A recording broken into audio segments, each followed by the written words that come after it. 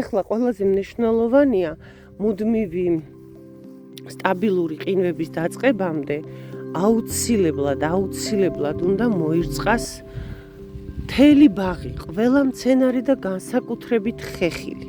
რა შვება ეს? ამ დროს ზამთარში მცენარეს ისევ ჭირდება, მართალი იმ რაოდენობით არა, წყალი, როგორც სხვა დროს, ვთქვათ, ძირითადი ვეგეტაციის პერიოდში, მაგრამ ის ხომ ცოცხალია ზამთარშიც. აი ეს არის შტოში, უგემრიელესი, უკვე დამწიფებულა, მაგრამ ეს მომწონს, როდესაც ამას პირველი ყინვები დაარტყამს, უფრო გემრიელი ხდება.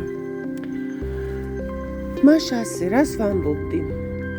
წყალი მაინც ჭირდებათ. ზამთარში ხშირ შემთხვევაში ჩვენ ვერ ვახერხებთ მორწყვას, განსაკუთრებით ისინი, ვინც აგარაკზე ამოვდივართ ზაფხულში და თან უმეტეს შემთხვევაში, მაგალითად მე ეზოში პატარა ჭები მაქვს გაკეთებული წყლისთვის, რომელიც შეფუთული მაქვს, თუ არ შევფუთე გაიყინება, ჩემთან ესია. მიუხედავად იმისა, რომ მიწაში მაქვს. და ამიტომ მორწყვას ვერ ვახერხებ. აქ დიდი რაოდენობით წყალია საჭირო. აი ეხლა სანამ ყინვები დაიწყება, ხომ? აი როგორც კი პირველი ყინვები იქნება, ამათ მე მიუშვერ წყალს. წყალს მიუშვერ ვარჯი, აი ხო ხედავთ, ძირითადი ღერძი და შემდეგ ფოთლები, სადაც აი ტოტები, სადაც თავდება ამ ხის ქვეშ, ესე რო ავიღოთ. შემწოვი ფესვები აქვს აი აქ. აი ეს ადგილი უნდა მოიწყას კარგად და თან წარმოიდგინეთ როგორ უნდა მოიწყას. შლანგს თუ დავაგდებთ, ვედრით ამას ვერ შევძლებთ. შლანგს თუ დავაგდებთ, გავთვალოთ აი შლანგი რამდენი ხანში ავსებს 10 ლიტრიან სათლს, ეგრეთ წოდებულ ვედროს. და ხე რამდენი წლიცაც არის, ვთქვათ არის 3 წლის, ხო? 1 მეტრზე თუ გადავაადგილებთ ესე პერიმეტრზე, თითო მეტრზე 3 სათლი 30 ლიტრა წყალი უნდა ჩაისხას. და რატო? რომ მთლიანად მოირწყას აი ეს პერიმეტრზე ხის გარშემო. თვითონ ხესთან აზრი არა აქვს ძირში. იმიტომ რომ ეს მხოლოდ ღერძია და ღერძია გვერდზე ფესვები გასული და ბოლოშია შემწოვი ფესვები, რომელიც აწოდებს წყალს და საკვებს. ანუ პერიმეტრზე ვრწყავთ. აი ესე. ეხლა უყურეთ, ახლა ამ პერიოდში ძალიან ბევრი მეკითხება მირეკავს, თუ შევწამლოთ თუ არა ბაღი. სასურველია, რომ ბაღი შეიწამლოს ფოთოლცვენამდე. მე მაქვს პოსტი დაწერილი, ვთქვათ, სექტემბერში რა წამლობა გავაკეთე მწერების საწინააღმდეგო, რომელიც გამოზამთრებას აპირებენ და ჩადიან მიწაში უკვე, რომ შემდეგ მერე გაზაფხულზე პეპლად იქცნენ, ამოვიდნენ, გახდნენ წუწნავი, ხერხავი მწერები, რომლებიც ზოგი ქერქში იძინებს, ზოგი მიწაში იძინებს, მერე ებრძვიან, ზოგი ყვავილის ბუტკოს ჭამს, ზოგი ფოთოლს ჭამს, ზოგი მერე ჭამს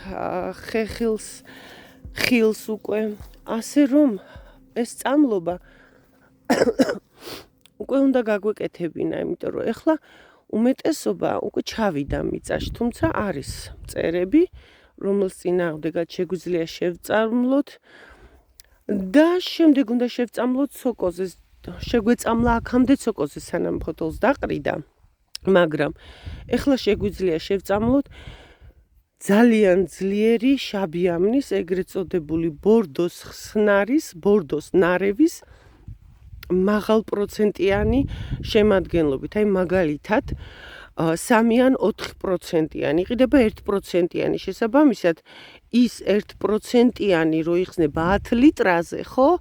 აი ესეთი, თქვათ 100 გრამიანი აიღეთ 3 ან 4 ჩაყარეთ ერთ სათლში, ერთ ვედროში, გახსენით წინასწარ და ისე შეწამლით. ამით აი ფოთოლმცვენებზე შეიძლება მხოლოდ ესეთი მაღალი კონცენტრაცია, შეგვიძლია მთელი ბაღი შევწამლოთ, შეგვიძლია აი ესე ჩამოყრილი ფოთოლით შევწამლოთ და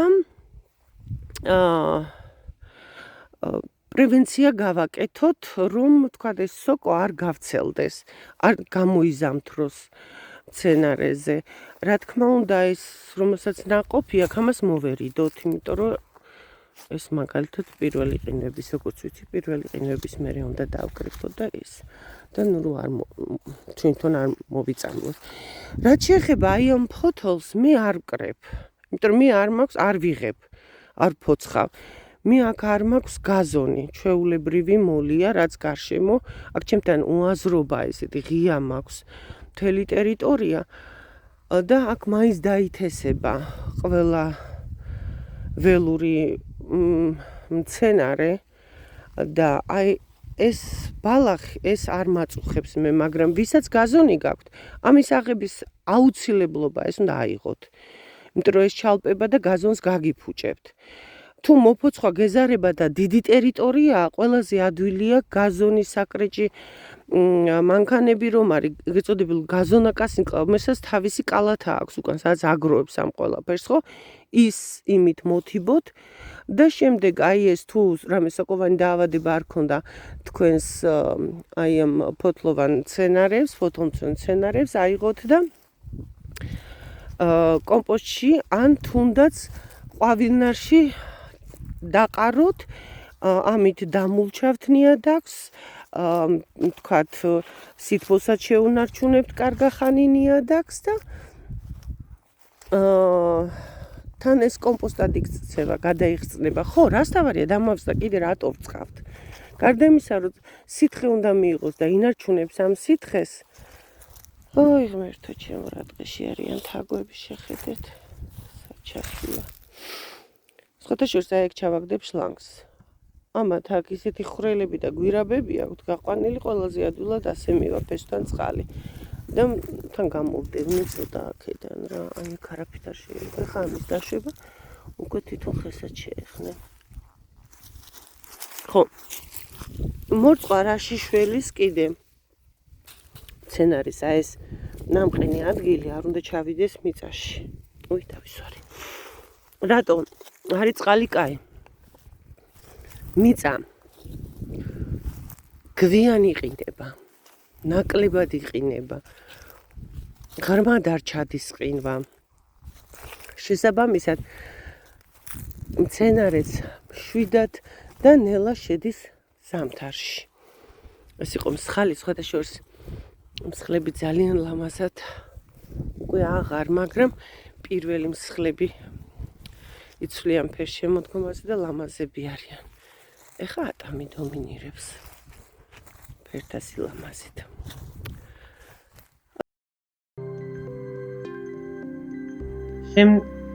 შემდეგ ვიდეოებში განვიხილოთ რა საკვები შევიტანოთ ზამთრის მცენარეებთან, კონკრეტულად ხეხილთან შეიძლება თუ არა ნაკელის შეტანა. ამჯერად აგემშვიდობებით, სასიამოვნო უქმეებს გისურვებთ. თუ ეს ვიდეო მოგეწონათ, მომიწონეთ და მილაიქეთ, გამოიწერეთ ჩემი არხი. მოხარული ვიქნები, თუ წარმოქმნილ შეკითხვებს დამისვამთ, თუ მექნება პასუხი, აუცილებლად გიპასუხობ.